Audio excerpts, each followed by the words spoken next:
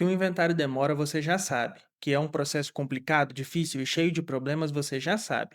Mas você sabe o quanto ele demora e por quê?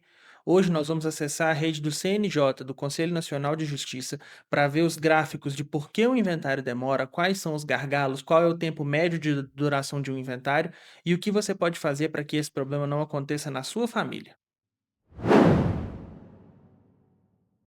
Vamos lá, pessoal, sejam bem-vindos ao meu canal. Mas antes da gente começar, aquele pedido sempre importante para você deixar o like, é só clicar aí no joinha, você vai curtir o vídeo. Se você ainda não é inscrito aqui no canal, faça a inscrição, na sequência ative o sininho para não perder nenhum conteúdo. E vamos juntos, porque hoje nós vamos explorar o sistema do Conselho Nacional de Justiça para ver exatamente por que um inventário demora tanto assim. Esse aqui é o site do CNJ, do Conselho Nacional de Justiça, que contém todas as informações sobre os processos ativos no Brasil.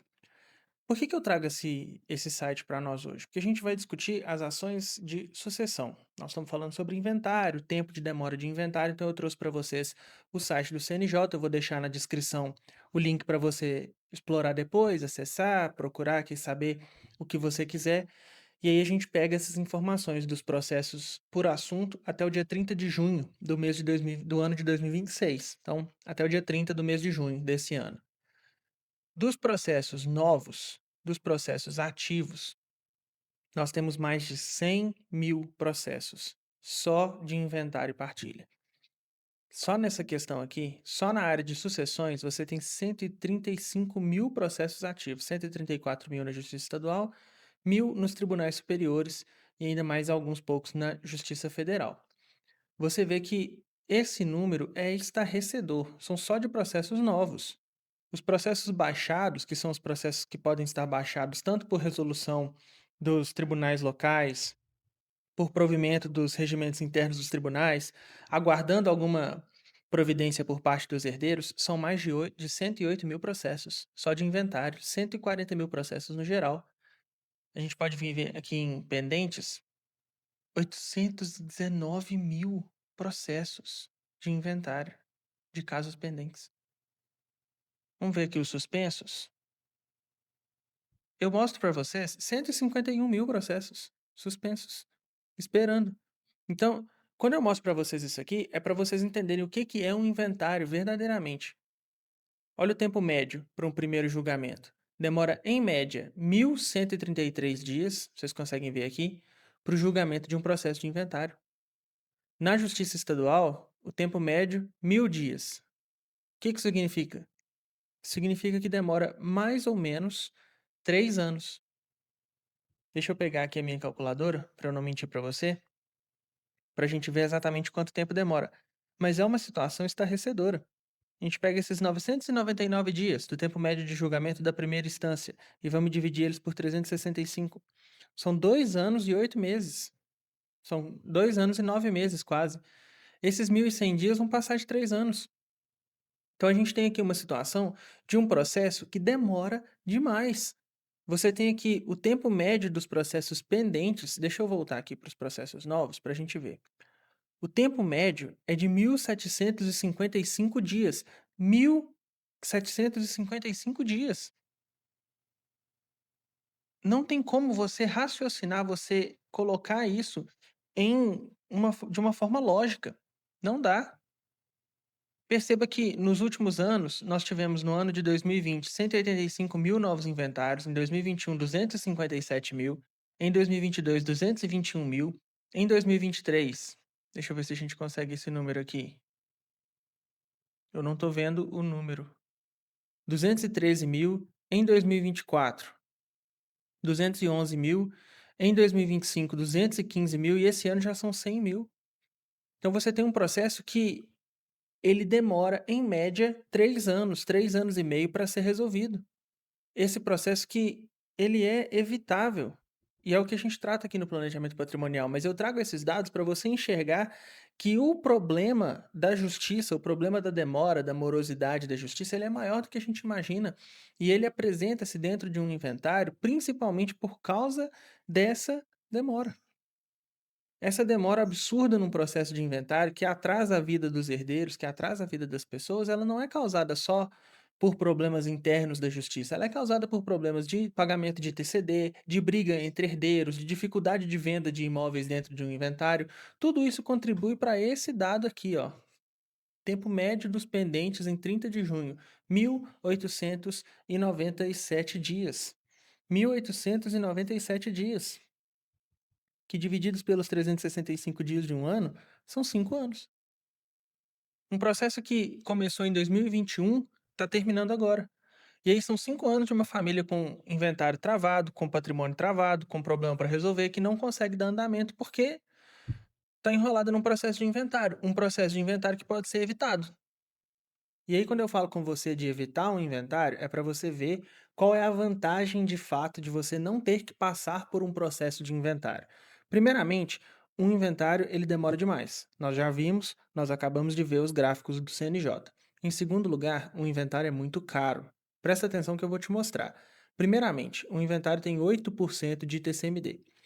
8% é a alíquota máxima hoje no Brasil. O ITCD é o imposto cobrado sobre a causa-morte e a doação. E esse imposto no Brasil ele pode ser no máximo de 8%.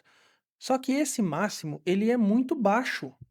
Assim, é estranho falar, esse imposto no Brasil é muito baixo comparado com o imposto de herança em outros países. Em países como os Estados Unidos, o Japão, a Alemanha, o Reino Unido, esse imposto lá é muito mais caro.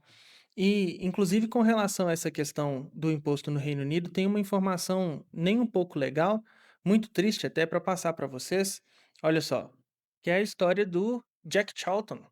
O Jack Charlton era irmão do Bobby Charlton, que ficou famoso porque o Hendrick falou que ele era ídolo do Hendrick, não sei o quê, o pessoal ficou montando na alma dele. Pois bem, o irmão dele foi um dos campeões da Copa do Mundo de 1966 com a equipe da Inglaterra e ele recebeu uma medalha de título, uma medalha de campeão, e o filho dele teve que ceder a medalha porque não conseguiu pagar o imposto no inventário. Ficou mais de 200 mil libras o imposto de herança dessa moeda, dessa medalha, e o filho não dava conta de pagar. O pessoal na Inglaterra ficou muito revoltado, comentando o caso e tudo. O pessoal lá, né, ficou chateado pelo menino, mas fazer o quê? Pelo menino não, pelo rapaz, né, que com certeza já era um homem mais velho. E aí a gente vem para o Brasil, em que o imposto é de 8%, ao contrário dos 30, 40, 50, 60%, dependendo do país. E esse imposto, ele é alterável por resolução do Senado. O que isso significa? Se um dia o Senado levantar de mau humor e resolver aumentar esse imposto, ele consegue fazer esse aumento sem ter que passar um projeto de emenda à Constituição, um projeto de lei complementar, é uma resolução interna que fixa a alíquota máxima do ITCD. Então, o inventário que já é caro pode ficar ainda mais caro e não depende de muita coisa para isso. Só de os senadores um dia resolverem que o imposto está muito baixo, eles podem aumentar. Além disso, você tem as custas judiciais que ficam por volta de 1%. Eu coloquei por volta de 1% porque cada tribunal tem a sua forma de calcular as custas, pode ser um pouco menos, um pouco mais, vai depender do valor do inventário. A questão é, essas custas judiciais, elas são, por mais que elas sejam mais difíceis de estimar, elas são um prejuízo para a família, porque a família tem que arcar com as custas. Se o inventário tem patrimônio, o patrimônio vai ter que responder pelas custas desse inventário e é mais um prejuízo que a família tem. Você tem o cartório e as certidões que são necessários para fazer o inventário. Você tem que tirar muitas certidões, certidão de imóvel, certidão de pessoa física, né, de nascimento, de casamento. Você tem a exigência dessas certidões e elas podem representar um valor muito alto, dependendo de quantos imóveis forem, de quantos herdeiros forem. Eu coloquei aqui acima de 10 mil reais, mas pode chegar muito mais do que isso. Além disso, você tem os honorários advocatícios, que a OAB recomenda cobrar por volta de 8%. Recomenda cobrar os 8%, na verdade, que é o limite do ITCD. E por que ela recomenda isso? Como eu mostrei para vocês no site do CNJ, o inventário ele pode durar até 4, 5, 10 anos. Então, a cobrança dos honorários é porque é um processo muito longo, muito demorado, muito técnico, muito complicado, muito chato e que exige muito do profissional. Então, ele pode negociar esse valor com o cliente, ele não precisa cobrar esse valor, ele não é obrigado a cobrar esse valor, mas é a recomendação e costuma ser um valor alto, mesmo que seja negociado um valor inferior a esse, costuma ser um valor alto, porque é um processo muito complicado. E por último, você tem a despesa chamada deságio. Deságio é a diferença entre o valor de venda do bem e o valor que ele vale na avaliação. O que isso significa? A família tem uma casa de um inventário avaliada pelo corretor no valor de R$ 2.000.000. A casa no centro, bonita, uma área boa, uma metragem boa de lote, uma casa excelente no centro da cidade, R$ 2.000.000. Você pega essa casa e vai vender ela através de um inventário. As propostas de compra dos compradores que vão comprar um imóvel que está envolvido em inventário tendem a ser por volta de 20% menores do que as propostas feitas para um imóvel que não está em inventário. Por quê? Essa desvalorização se dá porque você precisa de autorização judicial, você tem que fazer a declaração exata do valor de compra. Então, alguns compradores que talvez fizessem uma proposta de valores por fora, de valores adicionais, não vão fazer essa mesma proposta. Você tem um limitador também de que as pessoas acham que a compra de um imóvel em inventário vai ser um imóvel mais velho, desgastado, com problemas, com rolo de documento. Por mais que o inventário não traga um inventário específico não traga esse problema, essa é a mentalidade do comprador de inventários em geral. E aí isso vai trazer essa desvalorização do imóvel na hora de fazer a proposta de compra para aquele imóvel específico. Você vê então que esse deságio eu estou falando com você de 20%, por que que eu coloquei até 50%? Porque imóveis rurais, fazendas, sítios, a desvalorização na proposta pode chegar a 50%. Tem lugares que a gente vê um hectare que vale R$ 20.000 receber proposta de compra de R$ 10.000, porque está envolvido em inventário rural, e demora de documento, e problema com medição, e documentação antiga. Você tem um monte de coisas que os compradores alegam para fazer uma proposta muito abaixo. E por que que esse é um problema específico do inventário? Porque os herdeiros, se eles tiverem que vender algum bem, é porque eles não estão dando conta de pagar os impostos, de pagar as taxas necessárias para fazer o inventário. Então eles vão precisar aceitar uma proposta pior. Senão o inventário não vai se resolver nunca, vai ficar naquele cemitério de inventários baixados que a gente estava vendo lá no cadastro do CNJ.